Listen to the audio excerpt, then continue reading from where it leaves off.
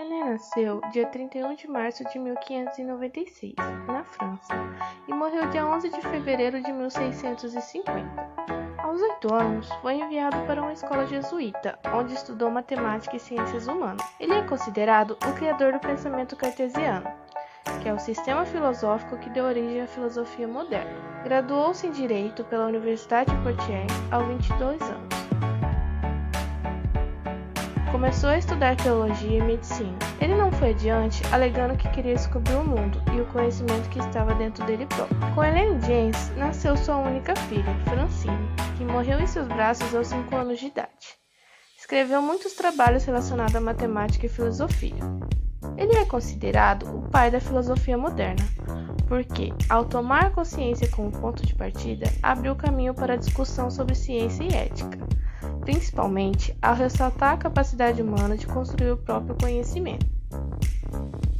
Ele contribuiu diretamente para a história da psicologia moderna, simbolizou a transição da Renascença para a moderna era científica, ao aplicar a ideia do mecanismo do relógio ao corpo humano. Dentre as obras de René Descartes, podemos destacar Regras para a Orientação do Espírito, Discurso do Método, Meditações sobre a Filosofia Primeira e Princípios da Filosofia. Descartes não apenas rejeitou a concepção tradicional, mas formulou uma filosofia para justificar a ciência, ou seja, procurou uma nova ordem capaz de abarcar todas as ciências através de um método. Seu ponto de partida foi a razão. Através das peculiaridades da razão, estabeleceu um método e encontrou uma ciência única, uma vez que qualquer objeto poderá, a partir dessa ciência, ser descrito segundo uma única palavra, extensão. Por essas razões, atribuímos o caráter de unidade à ciência cartesiana. Para Descartes, as únicas vias seguras para chegar ao conhecimento são os atos do entendimento, ou operações racionais, os quais ele designa como intuição e dedução. A intuição é caracterizada pela visão mental, instantânea e espontânea, que nos faz perceber, clara e distintamente, as naturezas simples das coisas. A dedução é uma operação mental, que resulta em intuição, mas que é como que mediada pela memória, pois parece percorrer etapas, até clarear e distinguir aquilo que analisa. Descartes critica e se propõe a substituir a concepção aristotélico-tomista. No entanto, apesar de oferecer alternativas à metodologia e à física, as tem oferecido uma geômetria, isto é, através das suposições.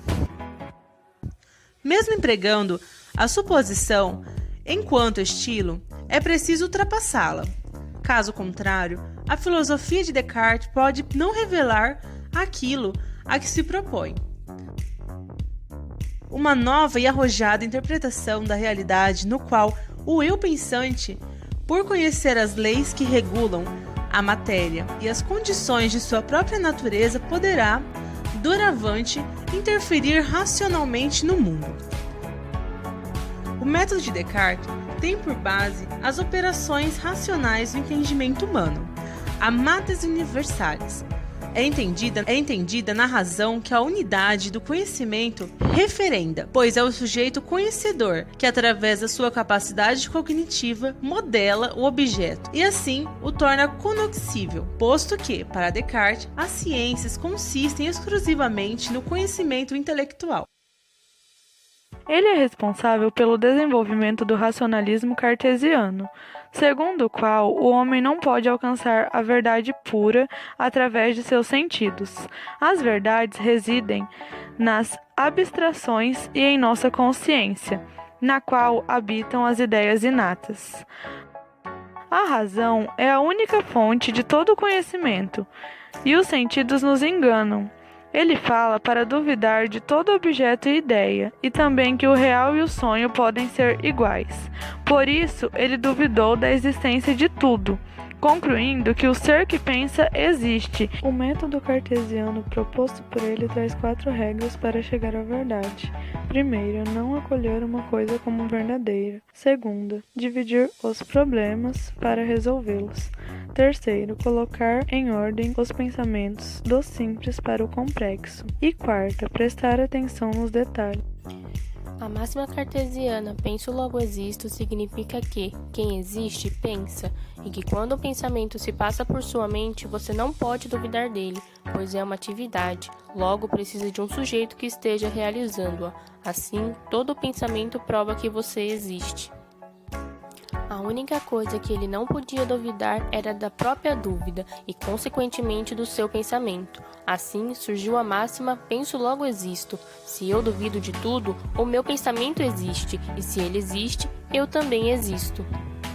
A dúvida cartesiana é justificada por 3 argumentos. 1. A ilusão dos sentidos, ou seja, não poderíamos confiar nos nossos sentidos, os quais são limitados e enganosos. 2. Não sabemos distinguir o mundo externo daquilo que é produto de nossa mente.